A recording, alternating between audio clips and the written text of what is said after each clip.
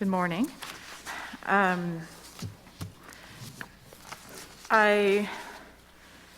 want to start by just going back to something that was in your presentation. And so this was from the National Academies of Sciences, Engineering, and Medicine, published in 2022, Merits and Viability of Different Nuclear Fuel Cycles and Technology Options and the Waste Aspects of Advanced Nuclear Reactors, from the National Academies Press. And so that was with the 16 experts. And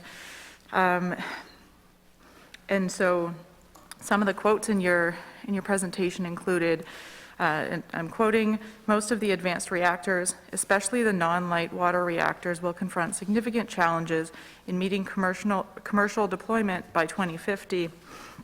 And another quote, "Implementing just a few of the most promising reactor concepts and their associated fuel cycles at a large commercial scale would require substantial government and industry investments well beyond 2050.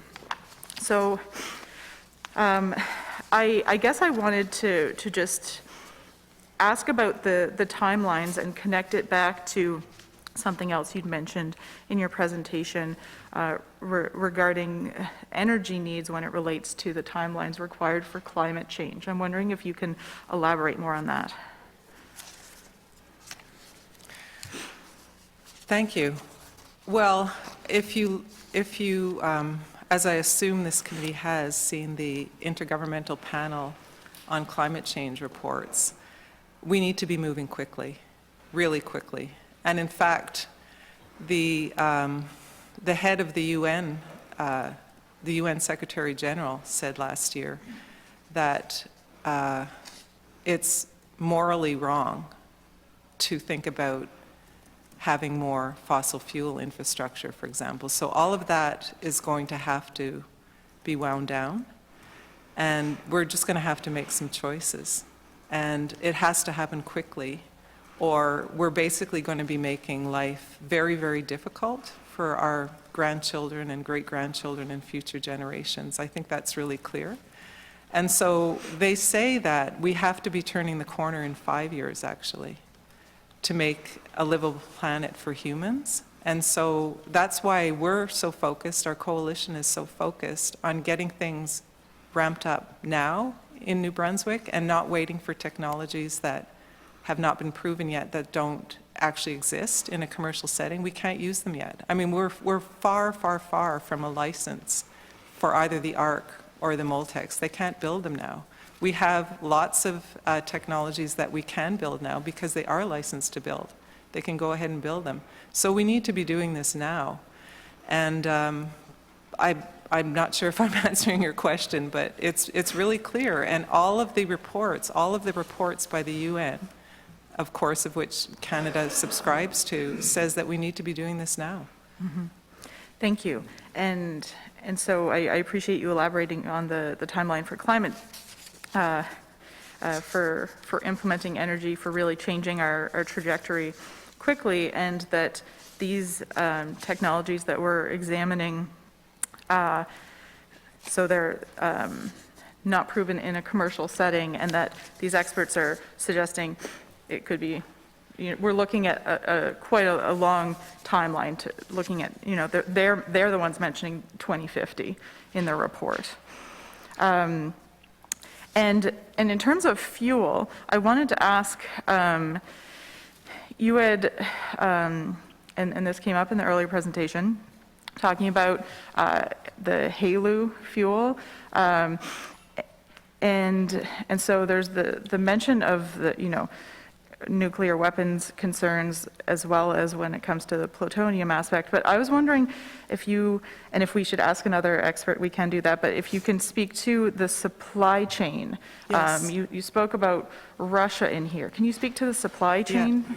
Thank you. Yeah, okay. So anything above 20% is risk of nuclear weapons proliferation. And 90% and above is weapons grade. And as I mentioned, the EBR2 was in the 65%. So below 20%, it's generally accepted that you can use that in commercial power reactors. The space between 10 and 20% is called HALEU fuel. And at the moment, the only reason that it's only available in Russia is because they use that for their nuclear reactors. And they supply it and they make it. And so right now, we only have, like, the whole global supply chain is for low enriched uranium. In Canada, we don't need that. We have natural uranium. But there's only a few plants around the world that make enriched uranium. I just want to say something about uranium enrichment. It's very, very expensive. An enrichment plant costs billions and billions of dollars to make. That's why we don't have one well, we don't need one in Canada, but that's why there aren't more of them. And one plant uses up the amount of electricity as a small city, possibly as much as Fredericton, because of the process to make it is just so complex. It actually takes some of the types of uranium out. It doesn't actually add more uranium in it. It takes some out, and it has to go through. It's just very, very expensive and time-consuming, and so it's expensive. And so the fuel itself, the higher the enrichment is, the more expensive the fuel is. And as I said, we don't have, and this is what it's clear in the report, we don't have a supply chain for HALEU fuel. You get it in Russia or you don't get it. And, you know, what the presenters from ARC were saying about how they're going to get, you know, that was news to me. That's interesting. You have to send it here and then get more enrichment here, get more enrichment here, because there's plants that can do it here and stuff. That might be for one reactor.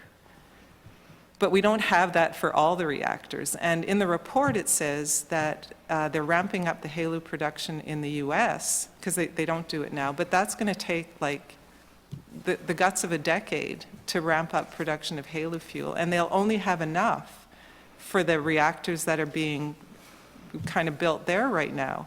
And so if we're talking about a commercial production, we don't have that. I mean, we might have enough reactors to do the one-of-a-kind, or enough fuel to fuel the one-of-a-kind, et cetera, with HALEU, but nowhere near, you know, the commercial, if you're going to deploy these reactors all over, if you could indeed build them in the first place. So that's what they're talking about in this report, to actually ramp up a fuel supply chain to supply that kind of fuel for, you know, let's say you wanted to sell 10 of them or something. There isn't enough fuel to do that. Okay, thank you. Thank you for elaborating on that.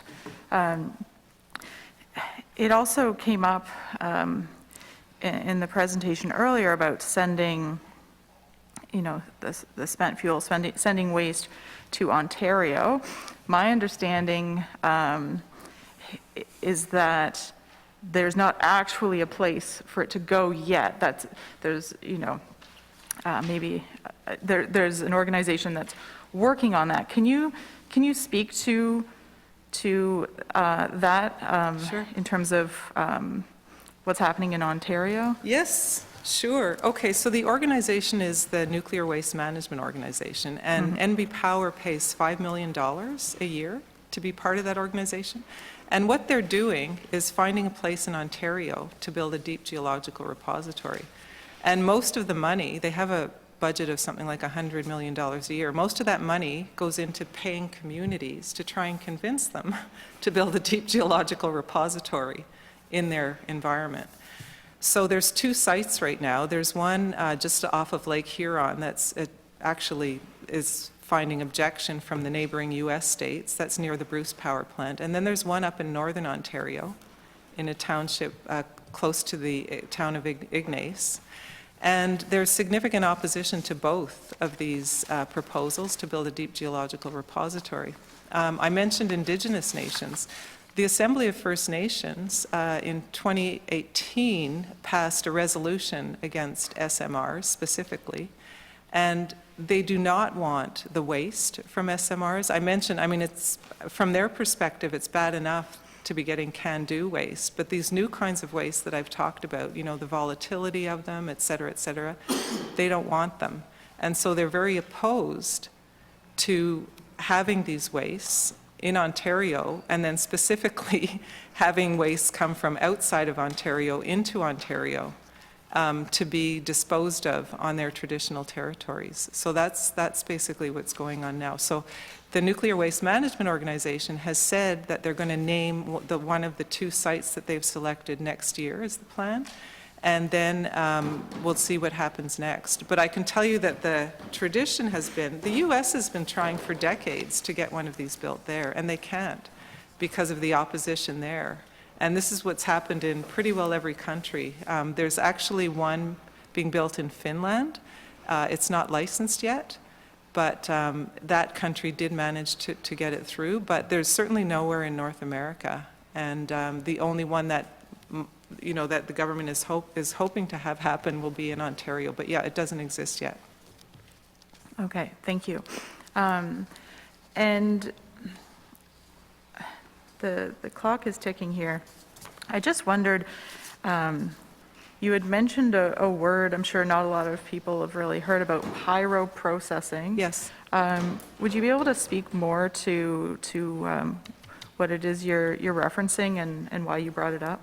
Yeah, sure. Oh, so this is the process that Moltex is proposing to do to actually, with the CANDU spent fuel that's at La Pro, they're planning to, so right now when the fuel comes out of the CANDU reactors, it's in solid canisters. And what they're planning to do is basically melt these solid canisters in molten salt, turn that whole thing into a liquid, extract the plutonium, and use that as new fuel.